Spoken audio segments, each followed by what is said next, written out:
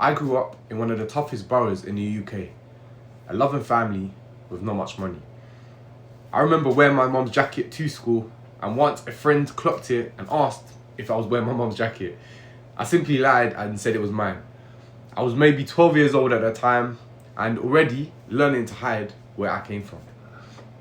There were times we couldn't afford hot water. We'd boil a kettle just to have a warm bath.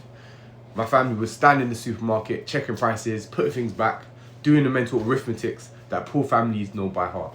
But for me, I saw to myself early, this life wasn't going to be mine forever. One day, I told my older sister, I'm going to be rich one day. She looked at me and said, do you know how hard it is to be rich? I will never forget that.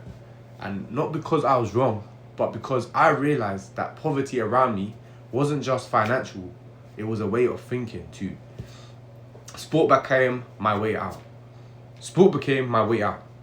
I was good enough to represent my country, good enough to compete around the world, and by 16, I'd left home, moved to Manchester, and over the next 8 years, I travelled to over 30 countries as a world and European champion in kickboxing, and achieved European and Grand Prix medalists and international medalists all across Taekwondo. For me, I thought I'd made it, or so I thought. Then, a random head injury at home changed everything. I sat in a doctor's office and heard the words, sorry Christian, but you'll never compete again. You have brain damage. And just like that, everything I'd built my identity around was gone.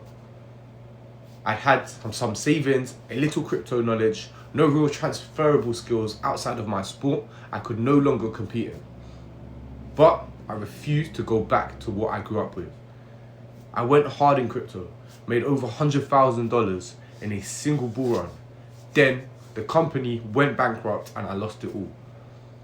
Then, while I was already down, I got scammed out of another $10,000. I tried dropshipping, YouTube automation, every single side hustle I could find. Went £10,000 into debt, trying to claw it back, but nothing stuck. I was sitting on my last few £1,000s with no income, no clear direction, and a mindset I was fighting every single day to keep from collapsing. A few months earlier, I stumbled across Instagram theme pages and quit. I decided it wasn't for me as I was too inconsistent and I just didn't want to be another failure in front of all of my friends. This time I went back to it, not because I wanted to, but because I felt I had no other option. The difference was, I stopped treating it like it was an experiment and I just gave it everything.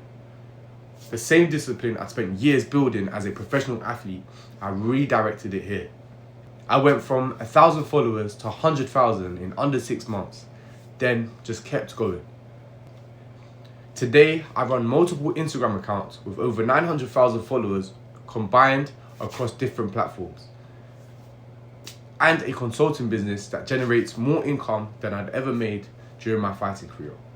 I now teach people how to build theme pages and social media income streams from nothing. People with no audience, no experience, and no head starts. Students who come to me where I was.